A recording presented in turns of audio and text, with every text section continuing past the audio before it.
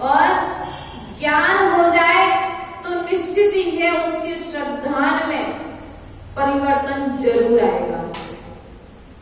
श्रद्धान में जो कुछ भी कमी होगी उस श्रद्धान की पूर्ति हो जाएगी, उस कमी की पूर्ति हो जाएगी, अर्थात श्रद्धान में वृद्धि हो जाएगी इस ग्रंथ को पढ़ने से। क्योंकि संसार के सच्ची दशा का वर्णन इसमें कहा गया है। दुख क्या है और सुख क्या है इस ग्रंथ में बताया गया है। आनंद कहाँ है, खुशी कहाँ है, कहाँ रहना चाहिए, कहाँ नहीं रहना चाहिए, कैसे बैठना चाहिए, कैसे उठना चाहिए, ये सभी विधियां आचार्य भगवंत ने ष्टोपदेश ग्रंथ के माध्यम से बता दी। योगी कैसे बैठता है, योगी कैसे उठता है, योगी कैसे चलता है, योगी कैसे आहार ग्रहण करता है, योगी किस प्रकार से आत्मा में लीन होकर के साधना करता है, इन छोटे छोटे विषयों को आचार्य भगवंत ने बताया है। और संसारी जीव के लिए किस प्रकार से दुख मिलता है, किस प्रकार से सुख मिलता है, किस कारण से दुख मिल रहा है, किस कारण से सुख मिल रहा है, सुख का कारण कौन है, दुख का कारण कौन है, और सुख किस तरह है, दुख किस तरह है, यह सब कुछ आचार्य भगवंत पूज्यपाद स्वामी ने पूर्वी की कारिकाओं के माध्यम से बताया। इसी कार्य को आचार्य भगवान आगे बढ़ाते हुए कहते हैं, अविद्या विदुरम ज्योति परम ज्ञानमयं महत् तत्प्रष्टव्यं तदिष्टव्यं तद्द्रष्टव्यं मुमुक्षुभिः। अविद्या विदुरम ज्योति, अज्ञान से, अज्ञान के अंधकार में, क्या कह रहे, अज्ञान अंधकार को नष्ट करने वाली परम ज्योति कौन, आत्मा की ज्योति जो ज्ञानमय महत् ज्ञान, महान ज्ञान रूप है। कौन, आत्मा की जो उत्कृष्ट ज्योति है वह महान ज्ञान रूप है। किसको नष्ट करने वाली है, अंधकार, अज्ञान रूप अंधकार। आप कैसे भैया, वस्तुओं को देखने के लिए उजाले की आवश्यकता है, लेकिन आत्मा को देखने के लिए ज्ञान की आवश्यकता है। कल कोई कह रहा था, माता जी दीपक जला करके हम ध्यान करने बैठते हैं, बहुत मन लगता है, बहुत अच्छा लगता है। कोई श्राविका मुक्वेनी जो साधना आदि करते रहते हैं, उन्होंने बताया, मैंने कहा कि अंधेरे में एकमात्र दीपक दिख रहा और दीपक में ध्यान क्या चल रहा है।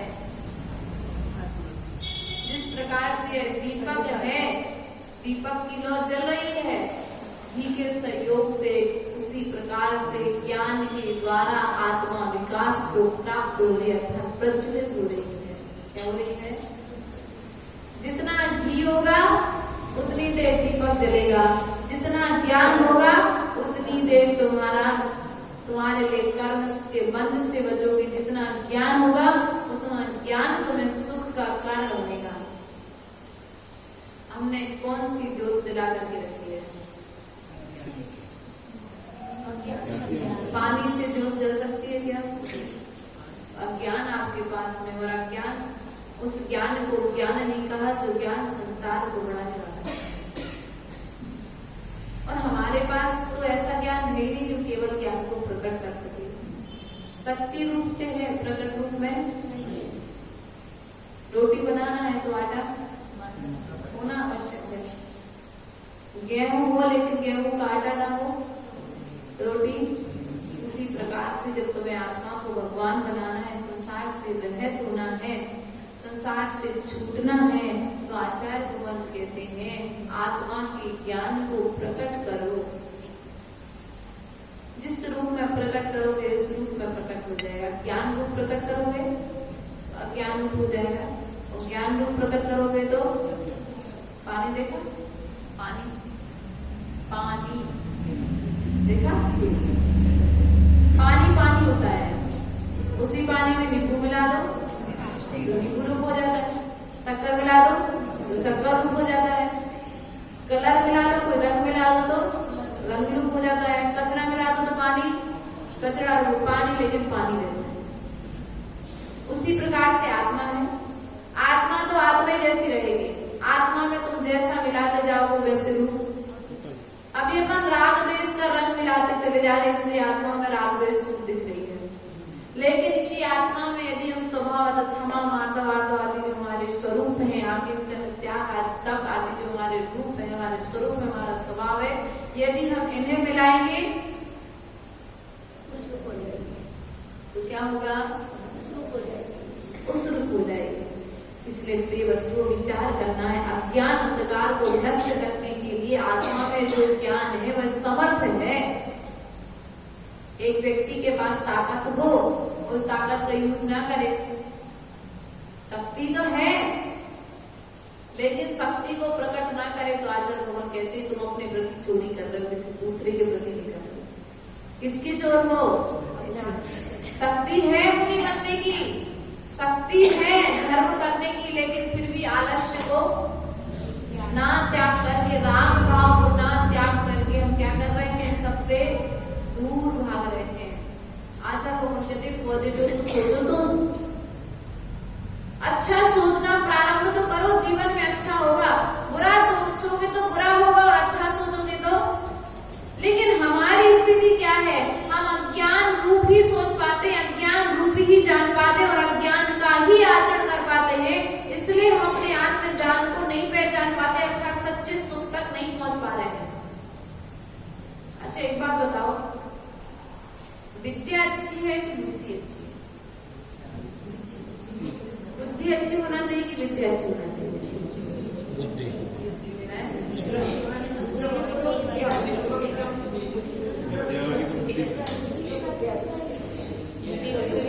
आप बुद्धि वाले हो कि विद्या वाले हो?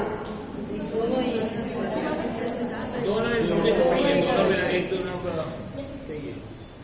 आप अपने बालक से कहते हो बेटा अच्छी पढ़ाई करो, विद्या अच्छी विद्या ग्रहण करो,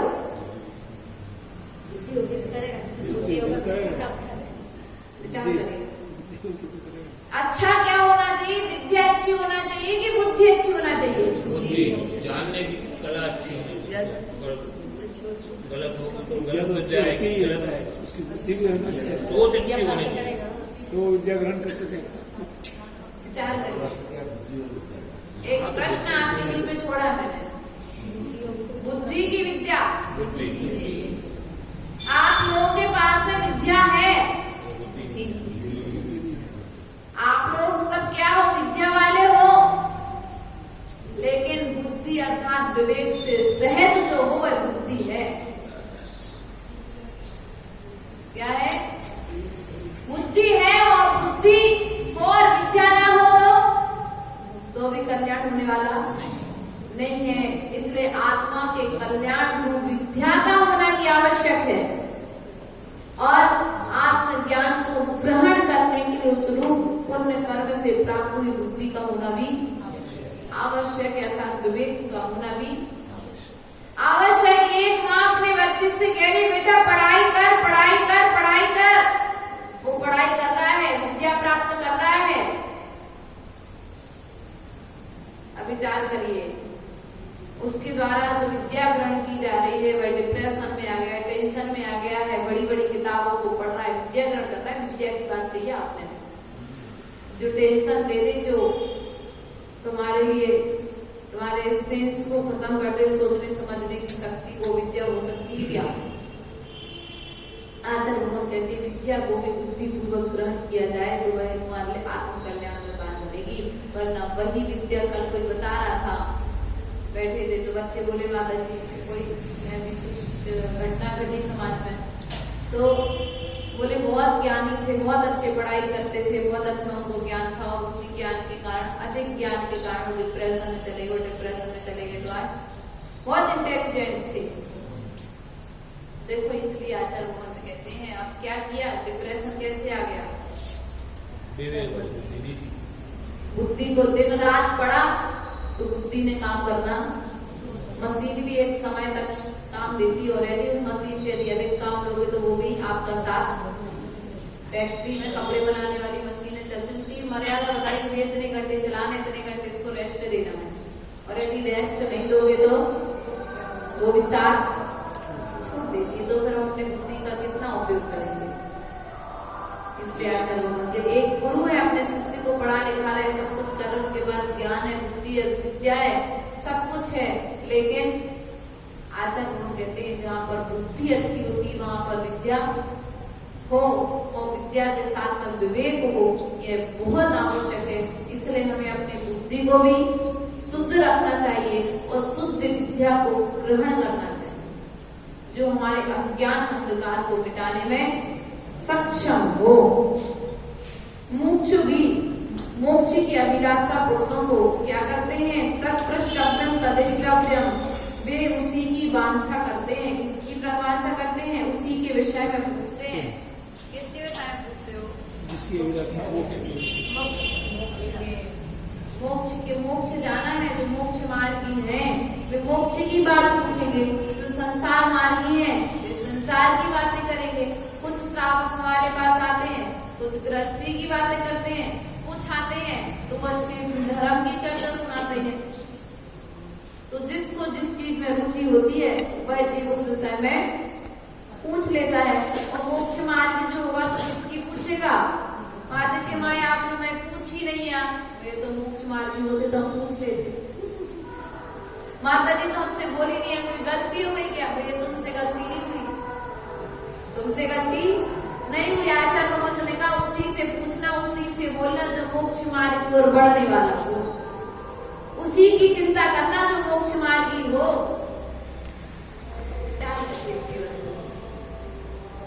उसी की वांछा करनी चाहिए, उसी का दर्शन और अनुभव करना चाहिए। किसका, अपनी आत्मा का। किसका दर्शन करना चाहिए, अपनी आत्मा का दर्शन करना चाहिए, उसी की इच्छा करनी चाहिए, उसी की बात, उसी के कल्याण की बात को पूछना चाहिए। ऐसे बहुत कम बिरले श्रावक होंगे जो साधुओं के चरणों में जाकर के पूछते होंगे भगवान मेरे आत्म कल्याण का मार्ग बता दीजिए। संसार का मार्ग तो सब पूछते हैं। पहले के समय में राजा महाराजा मुनिराज किसी चरणों में जाते थे और पूछते थे भगवान मैं इस राजपाट से कब निवृत्त होऊंगा। पुत्री की विवाह के संबंध में पूछ तो लिया, लेकिन क्यों पूछा, पूछने का कारण ये था कि यदि हम इस राज संपदा से जिम्मेदारी से हट जाएंगे तो हम मोक्ष मार्ग की ओर। इसलिए मुनिराज बता भी दिया करते थे कि भैया तुम्हारे विवाह, तुम्हारी पुत्री का विवाह फलाने देश के राजा और इस कारण से हो जाएगा। और वैसा कारण मिलने पर हो भी जाते थे तो क्या करते थे, राजा राज नहीं करते रहते थे, राज जिम्मेदारियों से निवृत्त होकर के। कोई कह रहा था कि माता जी आजकल पहले के समय में तो देखो अपन पढ़ रहे थे श्रेणी चरित्र, पढ़ रहे थे अपन पूर्व में जीवनधर चरित्र पढ़ा, मैंने श्रीपाल चरित्र पढ़ा, नाना तरह के बहुत सारे ग्रंथ पढ़े। बोले देखो उनमें तो बता दिया था कि उनका विवाह उनसे मुनिराज ने बता दिया था, उनका विवाह तो उनसे, फिर आज क्यों नहीं बताते मुनिराज। तो पहले के समय में मुनिराज इसलिए बता देते थे कि पहले के समय में जीव तू अपनी जिम्मेदारी से निपट करके मोक्ष मार्ग में बढ़ जाते थे। और आज हम तुम्हें बता तो दे, लेकिन तुम्हारे साथ स्थिति क्या है, तुम्हारे साथ स्थिति क्या है, तुम जहाँ थे वही रहो, इसलिए भैया तुम जहाँ वही रहो, हमें तुमसे वही मतलब संसार की बातें करने का क्या। प्रिय बंधुओं, आत्म कल्याण की ओर अभिमुख होना, उसी की बात को पूछना। राजा श्रेणिक जब संवत्सर में पहुंचे तो उन्होंने अपने आत्म कल्याण की बात को पूछा। उन्होंने ये नहीं पूछा कि मेरा परिवार कैसे बढ़ेगा, मेरे घर में पैसा कैसे बढ़ेगा, मेरे पुत्र का क्या होगा। उन्होंने ये सब कुछ नहीं पूछा। उन्होंने तो यह पूछा कि भगवान मेरे द्वारा यशोधर मुनिराज के ऊपर उपसर्ग हुआ, इसका कारण क्या था। वारिषण पुत्र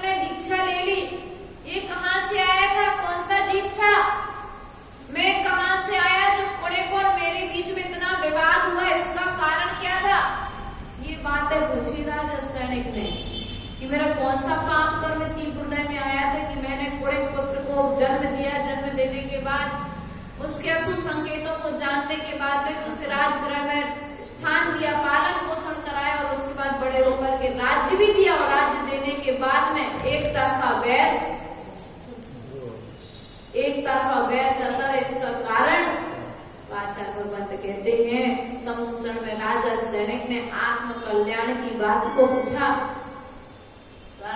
पूर्व भाव को पूछ करके क्या किया कि अरे ये देखो पिछले जन्म का मंत्री का, राजा का पुत्र होकर के, मंत्री का पुत्र होकर के मेरे ऊपर उत्सर्ग करता रहा। संसार असार है, इसलिए पूर्व जन्म में मैंने बैर बांधा था, अब मैं इस जन्म में किसी से भी बैर। और आपको हम बता दें कि तुम्हारे ऐसे इस कारण से पूर्व जन्म का ऐसा चल रहा है, इसलिए ऐसा हो रहा है, तो आप क्या करोगे? पूर्व जन्म में तुमने इतना दिया था, इस जन्म में और ज्यादा देंगे। आपका बैर बढ़ेगा और वहां पर क्या हुआ? बैर का समापन हो गया, द्वेष का समापन हो गया। शायद सम्यक दृष्टि जीव था, तो हम तो सम्यक दृष्टि है कि नहीं है?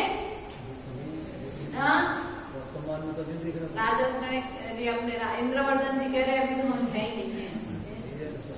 व्यवहार नहीं की अपेक्षा तो कह सकती है सम्यक दृष्टि हो, लेकिन निश्चय नहीं की अपेक्षा से आप अभी सम्यक दर्शन में शून्य हो।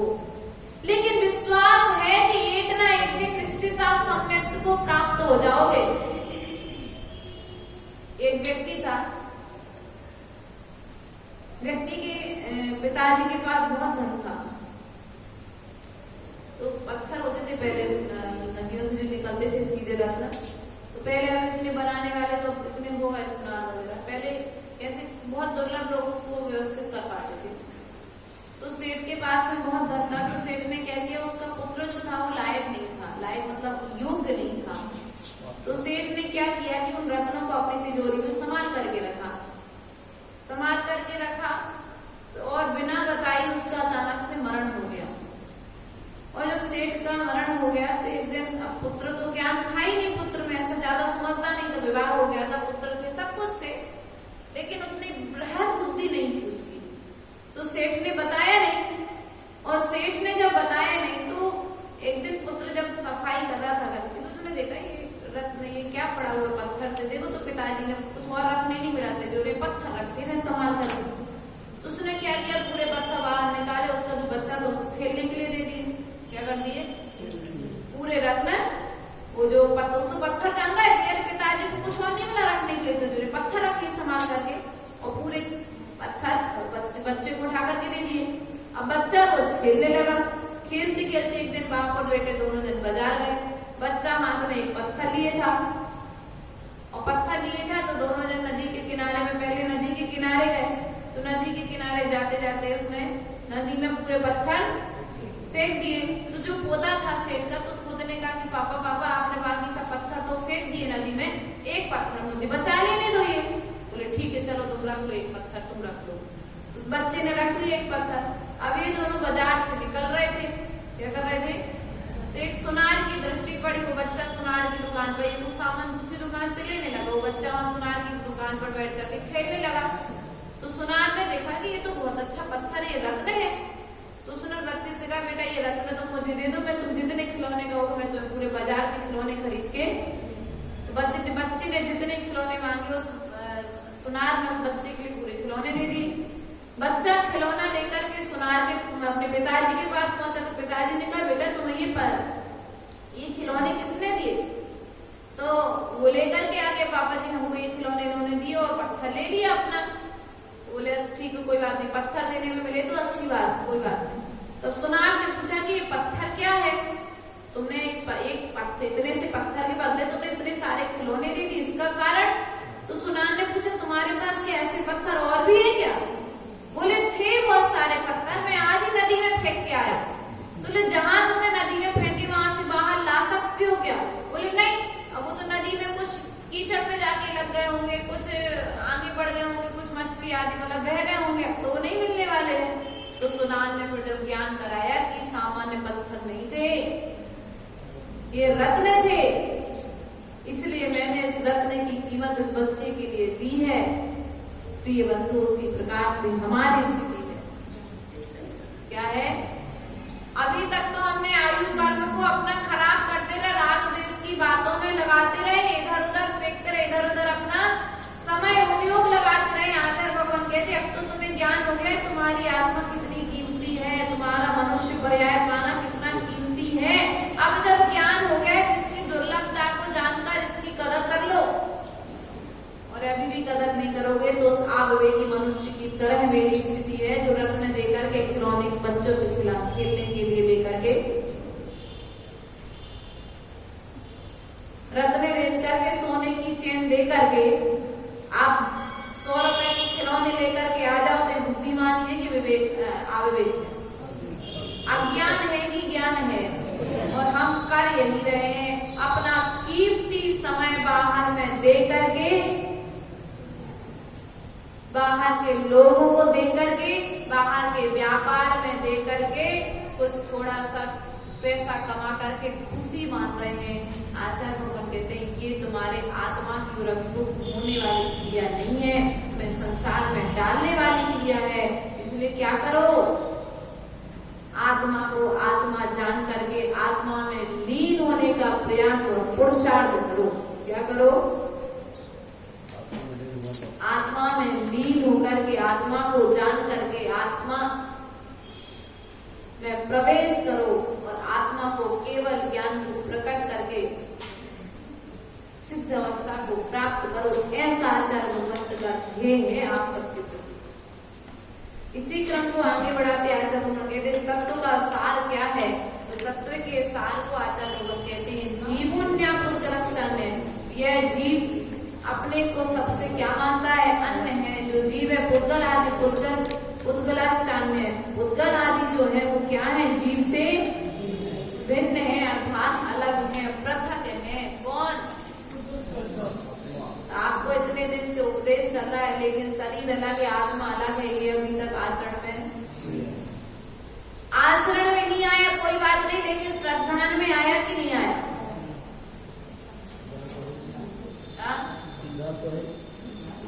श्रद्धा है, विश्वास है कि नहीं इस बात पर कि मैं अलग हूँ और शरीर, आत्मा अलग है और शरीर, जैसे पिंजरा अलग है और तोता अलग है, उसी प्रकार से शरीर अलग है और तोता पिंजरे के अंदर रहता है कि पिंजरा तोते के अंदर रहता है? जानती कौन? शरीर जानता है। आप लोग रहते कहाँ? पिंजरे में रहते हो कि तोते में रहते हो? पिंजरा है, शरीर रूप आत्मा अंदर है। आचार्य भगवान कहते हैं कर्म उदय से ये जो आत्मा तोते की तरह है और ये शरीर है जो पिंजरे की तरह है। आप लोग की स्थिति है, रह तो रहे हो, लेकिन तोते को यदि एक पल के लिए भी यदि पिंजरा खुला मिल जाए तो वो भाग जाता है। लेकिन आपकी स्थिति क्या है? घर के पूरे दरवाजे भी खुले हो तो आत्म कल्याण की ओर वो क्या करोगे? यदि खुले हो तो बंद कर लो, भैया कोई दूसरा आत्म कल्याण की बात देने वाला। क्या करोगे? यहाँ पर आकर के बैठोगे तो बंद करके बैठते दरवाजे की, खोल करके बैठते हो?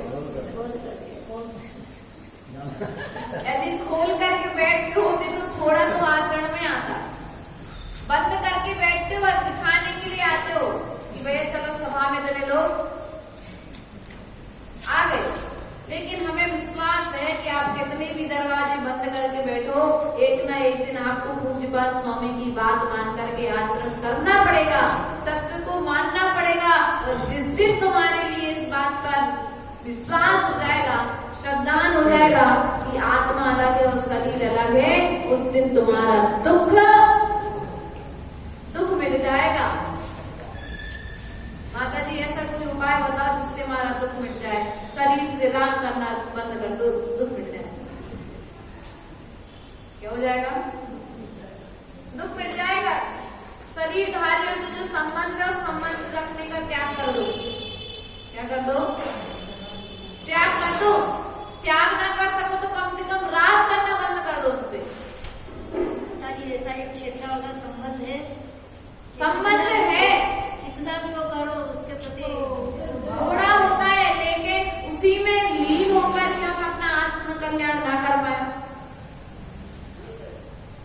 ऐसा नहीं है। सब अभी जितनी तकलीफ आपको है, आपसे बड़े बड़े ऐसे साधु हैं जिनको आपसे ज्यादा तकलीफ है। उदय आने पर आकुल व्याकुल हो जाता है। आकुल व्याकुल होना ठीक है, ये कर्म का उदय है। क्योंकि ज्ञान से बाहर गए इसलिए आकुलता व्याकुलता आई है। ज्ञान से बाहर गए हैं इसलिए आकुलता व्याकुलता आ रही है। लेकिन हमें एक बार नरकों की वेदना का ज्ञान हो जाए ना तो शरीर से राग छूट जाएगा। वही तो भूल बेटा जी।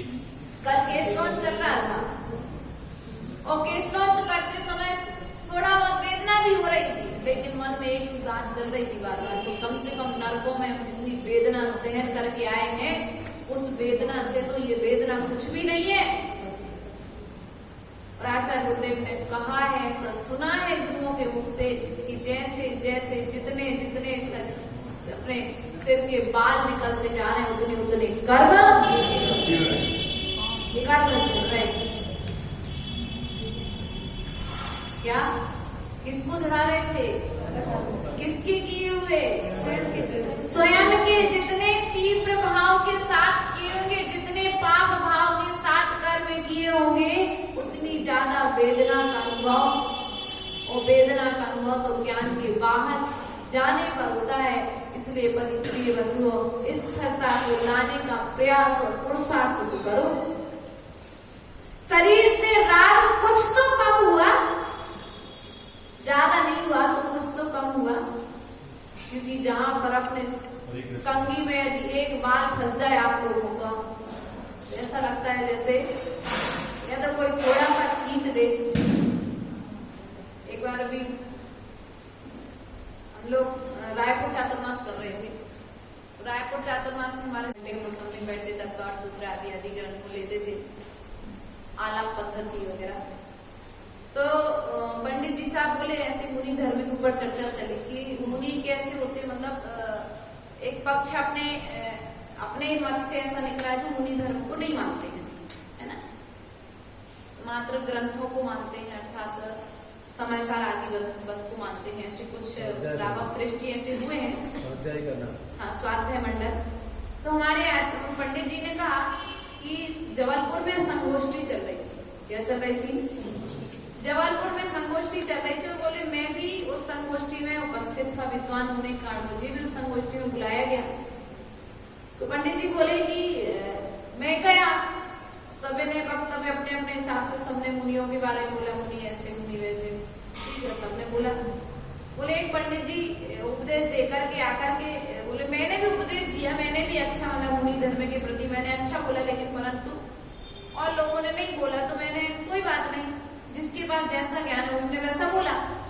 बोले मेरे आगे पंडित जी बोले तो जो वक्तव्य देकर के आए तो बड़े लंबे चौड़े भाषण मतलब के माध्यम से, वक्तव्य के माध्यम से मुनि की निंदा को करके आए थे। बोले मेरे आगे वो पंडित जी बैठे तो मैंने उन पंडित जी का बुलाने के लिए मैंने उनका एक बाल खींचा, उनको बुलाने के लिए उनका एक बाल हल्के से खींचा।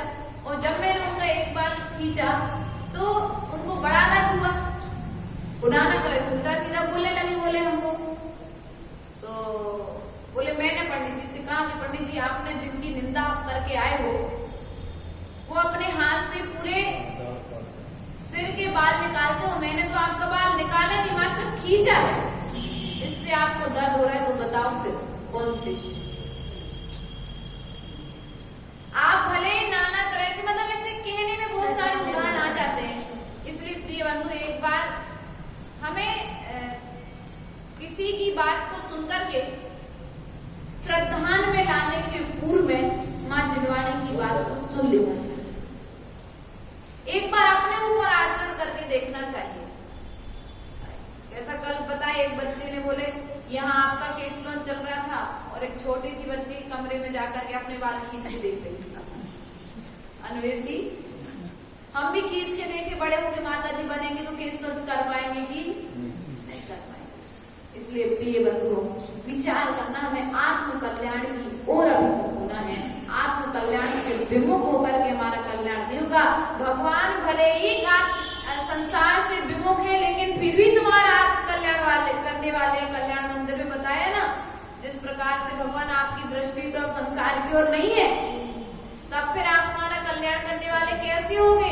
तो वहां उदाहरण दिया गया जैसे उल्टा घड़ा, पका हुआ घड़ा, यदि नदी उल्टा डाल दिया जाए तो उस नदी उस घड़े का सहारा लेकर के व्यक्ति एक घाट से दूसरे घाट पहुंच जाता है।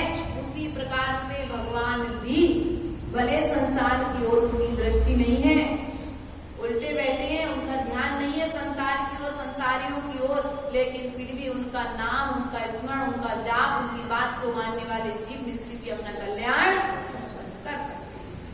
प्रिय बंधु, यहाँ पर आचार्य तत्व संग्रह, तत्व का संग्रह, इसके अलावा और जो कुछ भी बातें हैं इस विषय में आचार्य द्वारा कही जाती है वह उसका ही विस्तार है। क्या कह रहे हैं?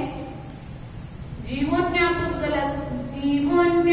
पुद्गलश्चान्या इत्यसौ तत्व संग्रह इदन्यनुच्यते किंचित् सोऽस्तु तस्यैव विस्तरः। जीव अन्य है और पुद्गल अन्य है, इस प्रकार का तत्व संग्रह कहाँ पर है? इसके अलावा जो कुछ भी अन्य कहा जाता है वह सब उसका ही विस्तार है। किसका विस्तार है? वेद विज्ञान हो जाए, वेद विज्ञान हो गया, आत्मा का ज्ञान का ही तो विस्तार है। सब बाकी सब चीजों को अन्य को अपन जान रहे हैं, किसके द्वारा जान रहे हैं? ज्ञान के द्वारा जान रहे हैं। तत्व का सार यही है।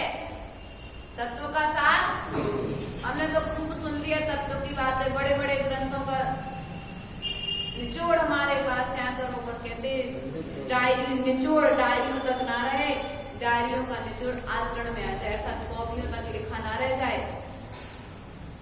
अच्छी बात। आज भी हो गए पर आज भी उनको शिक्षा नहीं हो रही। हाँ, बड़े बड़े पंडित हो गए आज भी। पंडित हो गए, पंडित भी होना आवश्यक है, विद्वान होना आवश्यक है, लेकिन उसके साथ साथ आचरण भगवान कहते हैं मात्र ज्ञान से कल्याण नहीं होगा, आचरण से कल्याण। ज्ञान का संग्रह करो, ज्ञान वही सार्थक है जो तुम्हारे लिए केवल ज्ञान दिलाने में सार्थक। पंडित जी का ज्ञान दूसरे को ज्ञान प्रदान कर देगा, और पंडित जी से ज्ञान लेके हो सकता है कोई दूसरा केवल ज्ञानी हो जाए। लेकिन पंडित जी जहाँ खड़े थे, पिताजी वही टपरे में दुकान लगा रहे, लेकिन बेटा बाप से ज्ञान इकट्ठा करके बढ़िया उसका शोरूम खुल गया बड़ा। क्यों?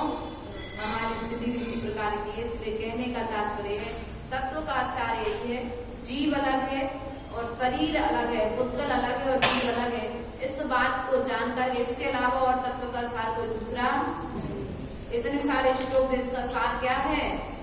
जीव अलग है और आत्मा अलग है। मात्र संसार से छूटने के लिए आचार्य भगवंत ने बताया। इससे कौन सी मुनिराज की आती है कहानी? छिलका अलग और दाल